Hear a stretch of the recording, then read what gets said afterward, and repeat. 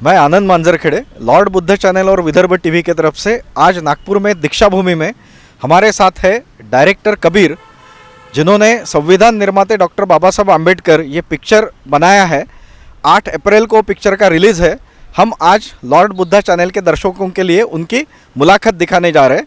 सबसे पहले जय भीम सर। जय भीम, नमो बुद्धाय।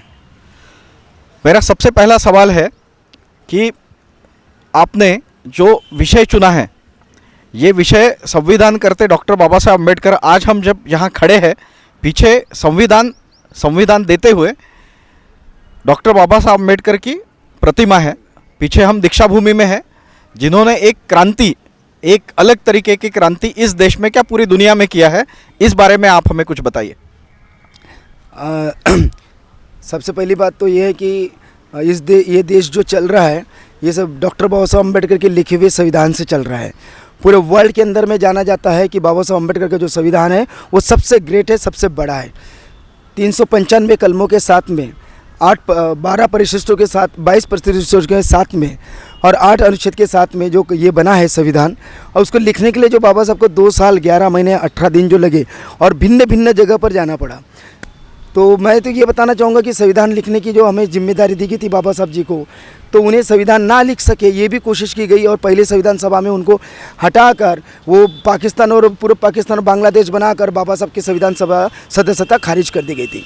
स्टेट ऑफ माइनॉरिटीज़ नाम की बाबा साहब ने 3 महीना तक प्रयास से एक थीसिस बनाए, जिसको उन्होंने लंदन में जाकर उनको दिए कि देश के अंदर में क्या होना चाहिए और ये चीज़ें होनी चाहिए। आज मेरे संविधान सभा खत्म हो गई है, मुझे निकाल दिया गया संविधान सभा से। तो लंदन से उन्होंने कहा कि अगर मिस्टर नेहरू, अगर डॉक्टर B.R. अम्बेडकर अगर संविधान नहीं लिखेंगे तो हम आपके देश को आज़ादी नहीं देंगे। ये आज तक के अंदर की बात किसी को नहीं पता है और यही चीज़ें हमारे फिल्म के अंदर में दर्शाई गई है। क्यों नेहरू जी को ये इतनी मजबूरी हुई कि उन्हें संविधान लिखने के लिए बाबा साहब को पुनः अपनी आदमी जयकर का रिज़ाइन देकर बाबा साहब को खड़ा करना पड़ा चुनाव संविधान सभा के लिए, और तब जाकर सेकंड संविधान सभा में वापस बाबा साहब जी को बुलाया गया और मसूदा समिति के अध्यक्ष बनाए गए। तो इस संविधान हमारे देश में बहुत इंपॉर्टेंट है। 6745 जातियों में बटा हुआ हमारा देश है। 1500 विभिन्न भाषाओं में हमारे देश में बोली जाती है। धर्म मज़हब हमारे देश में बहुत ज़्यादा है। इन सबों को एकत्र करके समानता, न्याय, लोकशाही वाद लाने वाले, सारी दुनिया को समानता का ज्ञान देने वाले हमारा देश का संविधान है, डॉक्टर बाबा साहब अम्बेडकर जी है। बहुत बढ़िया। तो आपने ये जो पिक्चर बनाई है, इसमें यानी अम्बेडकर साहब के जन्म से लेके उनके मृत्यु तक पूरी घटनाएं इसमें कवर की है, पॉलिटिकल, सामाजिक, और उन्होंने धर्म का जो अपना त्याग किया। उन्होंने 1936 में बोला था कि मैं अभी हिंदू धर्म में जन्मा हूँ लेकिन हिंदू धर्म में मैं मरूंगा नहीं, और उसके बाद 20 साल बाद उन्होंने सोचने के बाद भगवान बुद्ध का मार्ग अपनाया। इस पूरी घटनाओं का आपने उसमें विवरण दिया हुआ है। ये डॉक्टर भीमराव अम्बेडकर सौगंध लेता है कि मैं एक अछूत बन के पैदा हुआ, लेकिन अछूत बन के मरूंगा नहीं। मैं चाहता हूँ कि तुम समाज को दलदल से बाहर निकालो। मैं सर जी ने जो कहा कि बहुत अच्छा कि क्या ये सब चीज़ें उसके अंदर में है, बचपन से लेकर महापरिनिर्वाण तक की, तो मैंने पूरी कोशिश किया कि बाबा साहब के जन्म से पहले क्या हुआ था उसके अंदर में है, बचपन से लेकर महापरिनिर्वाण तक की। तो मैंने पूरी कोशिश किया कि बाबा साहब के जन्म से पहले क्या हुआ था, इस देश में किस प्रकार से अन्याय अत्याचार हमारे लोगों पर, जो हमें वो लोग अस्पृश्य कहते थे, हम लोगों को किस तरह दबाया जा रहा था। 1700 शताब्दी में छत्रपति शिवाजी राजे और संभाजी राजे चले जाने के बाद हम लोगों के ऊपर जो जातियाँ लाद दी गई थी, तो 1700 शताब्दी से सन 1 जनवरी 1818 से मैंने फिल्म की शुरुआत की है और बाबा साहब का जन्म 1891 में हुआ है। तो उसके पहले रावलपिंडी और कराची में जो उनके पप्पा और उन भीमाई और राम जी जो गए थे अपने महार रेजिमेंट को लेकर, वहाँ से ये फिल्म शुरू किया हूँ। अन्य अत्याचार को दिखाकर उसको कोई लड़ने के लिए आने वाला है, बाबा साहब अम्बेडकर 14 अप्रैल को उनका जन्म दिखाकर हर चीज़ बारीक बारीक, भीमाई की मृत्यु क्यों हुई, क्यों बाबा साहब की मम्मा कैसे मरी वो दिखाया, राम जी की मृत्यु कैसे हुई? क्या राम जी बलिदान खुद होकर शहीद हुए? राम जी शहीद हुए हैं। क्यों? कि समाज का डॉक्टर बनाना था उन्हें। ये डॉक्टर नहीं बनाना था, समाज के दबे कुचले लोगों का समस्याओं का डॉक्टर बनाना था, इसलिए राम जी खुद शहीद हुए। ये सारी चीज़ें आपको वहाँ मिलने वाली है। हर चीज़, बाबा साहब के 4 बच्चे कैसे शहीद हुए, किस वजह से शहीद हुए, भीमाई क्यों, रमाबाई क्यों शहीद हुई, ये सब चीज़ें। और बाबा साहब ने हम लोगों के लिए, इस देश के लिए, सबके लिए क्या किया? जीने का, जानवर से जीने का अधिकार दिया, समानता का अधिकार दिया और स्वतंत्रता दी हर धर्म और मज़हब को। ये सारी चीज़ें उसमें इंक्लूड की गई, लेकिन अंत में बाबा साहब का ख्याल रखने के लिए कोई नहीं है। ये भी चीज़ें उसमें अंदर में दिखाई गई है। और अब हमने क्या करना चाहिए? ये फिल्म नहीं होकर सेंसर बोर्ड ने हमें बायोग्राफी करके सिंबल दिया सर, बायोग्राफी जीवन पट करके हमें सिंबल दिया है कि ये पहली भारत की बायोग्राफिकल फिल्म है। और इंडियन म्यूज़ियम, सेंसर बोर्ड का इंडियन म्यूज़ियम फिल्म का मोशन फिल्म म्यूज़ियम में ये फिल्म जमा कर दी गई ताकि इसके ऊपर थीसिस लिखे जा सके। जी सर। तो आपने तो अभी बताया कि आपने सभी घटनाएं, इवन राम जी सूबेदार का रावलपिंडी से लेके और सभी इनका उन्होंने ये किया हुआ है। और साथ में जो ये पिक्चर बनी है इसमें आपने ये सभी घटनाएं कवर की है। लेकिन आज जिस अपन समानता की बात करते हैं वो कहीं समरसता की तरफ जा रही है।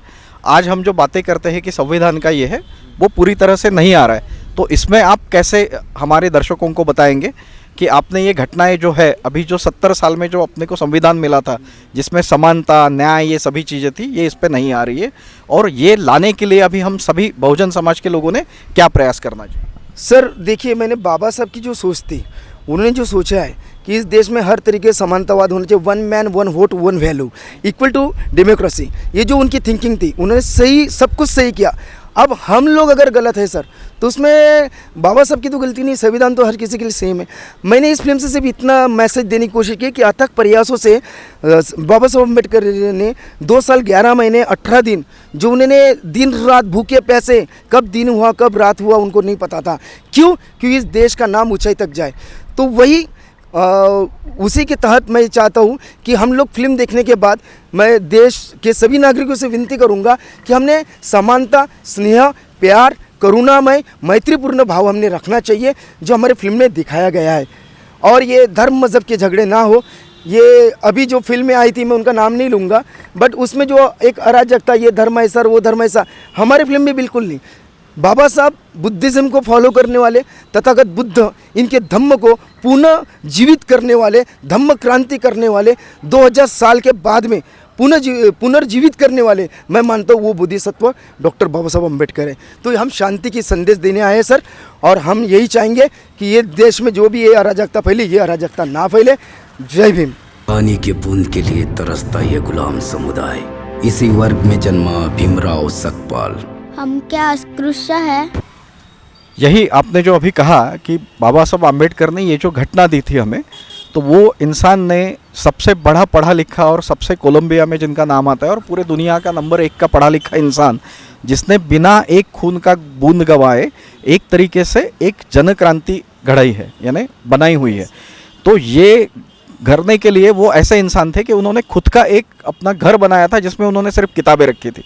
तो आज आप पूरे बहुजन समाज को या भारत के जनता को क्या संदेश देना चाहेंगे? आपके इसमें वो सीन आया है क्या कि एक इंसान जो अपना रहने के लिए घर पूरे ज़िंदगी में बनाता है, और ये एक अम्बेडकर जैसा विभूति जिसने इस तरीके से किया कि किताबों के लिए उन्होंने घर बनाया था, तो ये चीज़ें आई है क्या आपके पिक्चर में? सर सबसे पहले तो मैं आपको धन्यवाद दूंगा कि अपनी इतना अच्छा सवाल किए हो। बाबा साहब की हमेशा इच्छा थी कि इंसान मर भी जाएगा तो भी पढ़ाई ख़त्म नहीं हो सकती, और जो बंदा ज्ञानी होगा तो उसको दुनिया से कोई डर नहीं है। विद्या बिना मति गेली, मति बिना वित्त, है ना सर? तो वही बात है कि महात्मा ज्योतिबा फुले ने जो बोले थे, तो बिना मती गेली, मती बिना गती गेली, गती बिना वित्त गेले आणि वित्ता बिना शूद्र खचले। तो बाबा साहब के जो गुरु हैं, 3 गुरुओं में तथागत बुद्ध, संत कबीर और अपने महात्मा ज्योतिबा फुले, सभी ज्ञान के लोग हैं सर।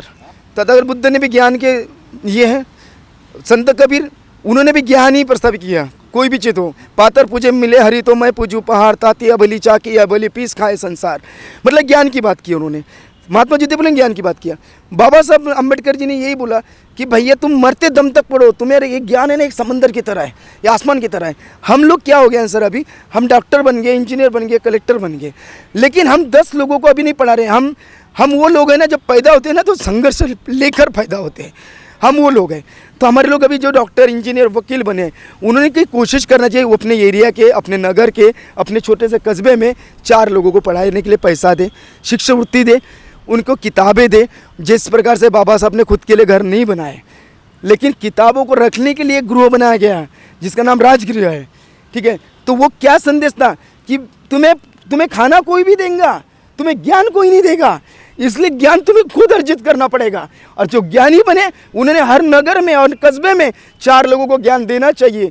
ये फिल्म बनाने का मेरा मकसद यही है सर साहब, कि आज लोग किताबें नहीं पढ़ते, आज लोग मोबाइल के ज़माना आ गया सर, 5G 4G, अभी पता नहीं और कौन सा जी आने वाला है। तो मैं चाहता था कि मेरे सच्चा बाबा साहब जो जब्बार पटेल ने नहीं दिखाया, वो बाबा साहब मैं अपने जीते जी मरने से पहले दिखा सकूं। और आज मुझे सेंसर बोर्ड ने परमिशन दी है, ऑल ओवर वर्ल्ड की सेंसर बोर्ड ने परमिशन दी है, यूनिवर्सल सर्टिफिकेट दिया है, बायोग्राफर फिल्म का सर्टिफिकेट दिया है। तो अब मुझे डर नहीं, मेरी फिल्म 8 तारीख को, जैसी फिल्म 8 तारीख को 12 बजे चालू होंगी, 3 बजे ख़त्म होगी, उसके सारी दुनिया में पहुंच जाएंगी।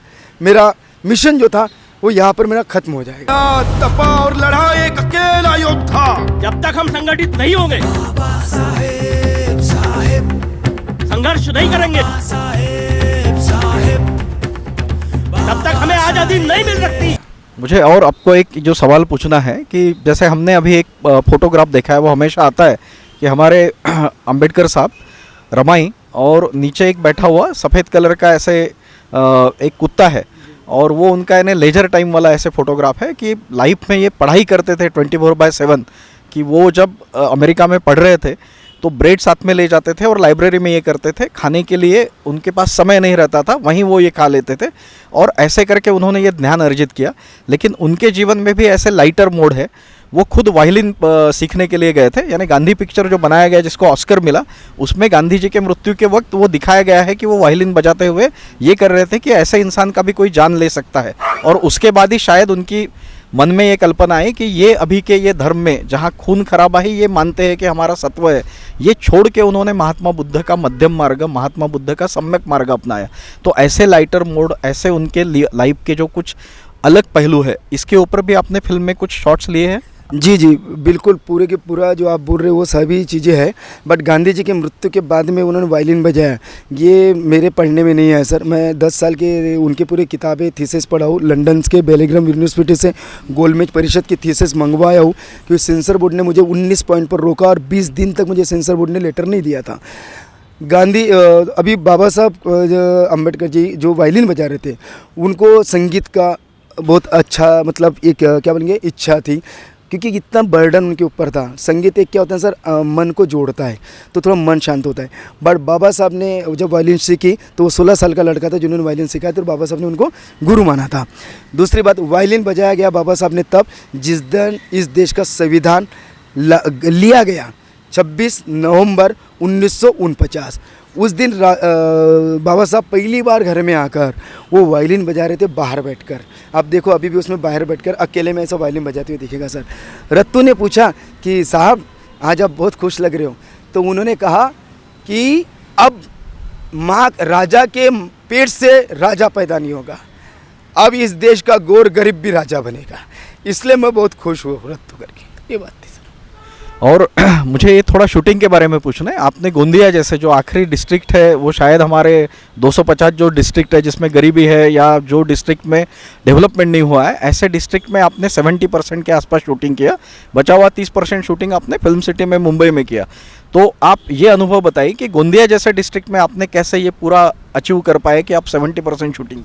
सर पहली बात तो मैं ये बोलूँगा सर कि आप पूरी चीज़ें ऐसा खुद कर पूछ रहे हैं ना कि मुझे आज तक इतना अच्छा रिपोर्टर ही नहीं मिला। मैं इसलिए पहले आपको साधुवाद देता हूँ, धन्यवाद देता हूँ, क्योंकि जो चीज़ें पूछने चाहिए सही में आपने इतनी अच्छी चीज़ पूछे हो, पूछेंगे तभी बता पाएंगे। सर गोंदिया ऐसा है सर कि गोंदिया पहिली बात तो मेरा आजा जो आहे माझ्या वडिलाचा वडील ते गोंदिया भंडारा जिल्ह्यातले होते म्हणून मला लहान असताना खूप आधी माहीत झालं आणि खूप आधी ते निघून गेले होते। तेव्हा माझ्या मनात आलं की गोंदिया भंडाऱ्याला काहीतरी केलं पाहिजे. अख्ख्या साऊथला मी चित्रपट केलेला आहे. आप हिंदी हिंदी हाँ सर सॉरी.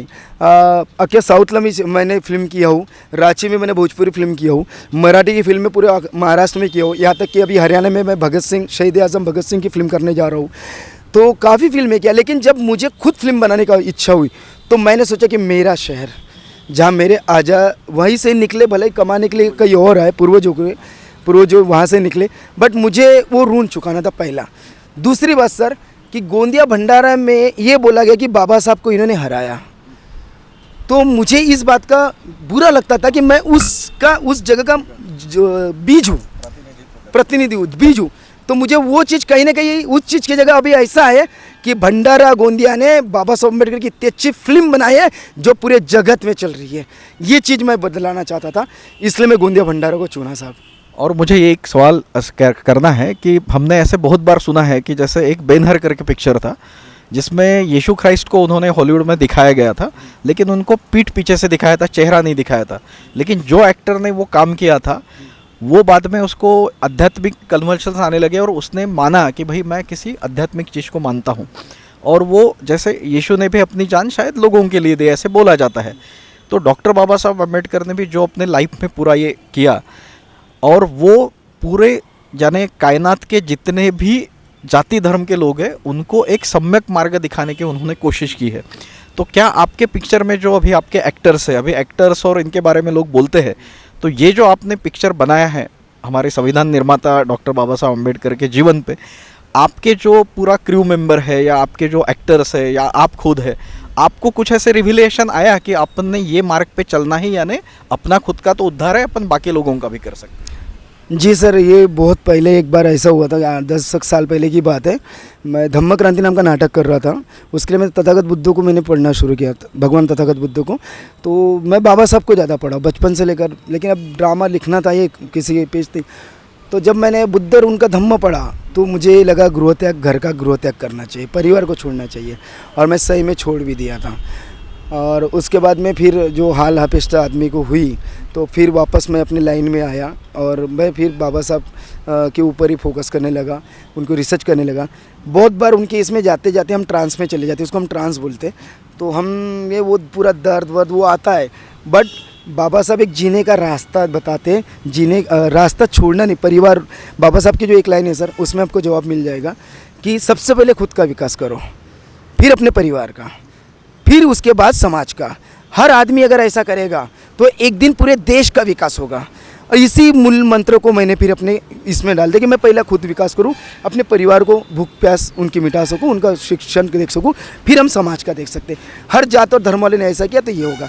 इतना ही चेंज हम में आया सर. हाँ, ये कलाकार जो है सर, वो कलाकार जो थे, वो कलाकार रमाबाई जो है, उसमें बहुत चेंजेस आए, क्योंकि वो अलग जात की थी, क्षत्रिय समाज से. बट रमाबाई का कैरेक्टर करते करते वो इतना ट्रांस में चली गई कि आज उनका, हाँ सर, क्षत्रिय कम्युनिटी है, हाँ क्षत्रिय एक नहीं कम्युनिटी है ना, समुदाय है ना, यानी उसमें कास्ट अलग अलग रहते हैं, यानी कोई मराठा आपने समुदाय से है. लेकिन ये कि हम मतलब वो बुद्धिज्म वाली नहीं थी सर, लेकिन वो क्या हो गया ना, वो भी करते करते उतना ये हो गई ना कि अभी थोड़ा बहुत उनके ऊपर बुद्धिज्म का. अब मैं नहीं चाहता कि ऐसा हो. क्यों सर? उसका कारण है, आप जो प्ले कर रहे हो, आप एक कलाकार हो, और कलाकार किसी भी धर्म और मज़हब का नहीं होता सर. वो जो करता है वो एक कैरेक्टर करता है साहब. तो उसको आज कल और करना पड़ेगा. आज मैं बुद्धिस्ट हूँ, लेकिन कभी मुझे ब्राह्मण का कैरेक्टर करना पड़ता है सर, कभी मुझे कोई भी कैरेक्टर. हम कलाकार हैं सर. लेकिन कैरेक्टर से ये होता है कि आपका जो कैरेक्टर है, जो इनर कैरेक्टर है, वो भी अच्छाई के मार्ग पे चल पड़ता है. मुझे ये आपको बोलना था, यानी कैरेक्टर तो आप करेंगे, लेकिन आपका जो लाइफ स्टाइल है वो भी शायद इन महानुभावों के इसमें आके, ये महामानवों का चरित्र में आके आप बदल जाते हो अच्छाई के लिए. ये हाँ सर, ये तो होता है सर कि आप बहुत सारी, जैसे कोई गलत चीज़ आप करते होंगे या कोई गलत शौक पानी हो, ये सब छूट जाता है. क्यों? क्योंकि आपके मन में वो चीज़ आती है, मैंने ये कैरेक्टर किया, मेरे अंदर में वो चीज़ आ जाती है, हम लोगों में.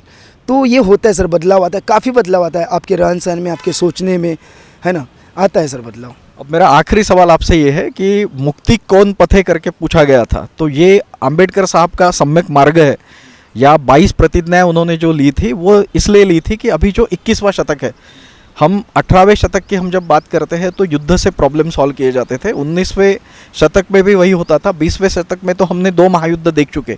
आज भी 21वें शतक में कुछ जगह लड़ाई झगड़े मारकाट चालू ही है. लेकिन ये जो मुक्ति कौन पथे वाला मार्ग इन्होंने दिखाया था, क्या ये अखिल मानव जात के लिए अभी आप पहुंचाने की कोशिश करेंगे? ये पिक्चर तो एक इसका पहला कदम है, इस पे आप क्या बोलना चाहिए? सर आपने बिल्कुल दूसरे प्रोजेक्ट के बारे में मुझे पूछ लिया। जापान के माध्यम से भगवान तथागत बुद्ध के ऊपर मुझे काम दिया गया है, जिसकी मुझे अभी रिसर्च के लिए मैंने 1.5 साल का समय मांगा हो सर, ताकि उनके ऊपर ये करूँ। और सर सही है, इंसान को इंसान मारकर जीने में कोई मकसद नहीं है। तथागत बुद्ध ने यही कहा है सर, आप खुद की सुरक्षा कीजिए ना अगर आपको कुछ ये कर रहे हैं, लेकिन आप एक देश के देश उजाड़ दिए जा रहे हैं सिर्फ अपने आप को बड़ा दिखाने के लिए। तो तथागत बुद्ध का जो मार्ग है सर, वही कल्याणकारी मार्ग है। मैं उसकी एक बात बताना चाहूँगा, सिर्फ एक लाइन। माता यशोधरा भगवान तथागत बुद्ध की पत्नी, जब तथागत बुद्ध ने बोला कि मैं घर द्वार छोड़ के जा रहा हूँ, गृह त्याग कर रहा हूँ, तो माता यशोधरा ने बिल्कुल कुछ नहीं बोला।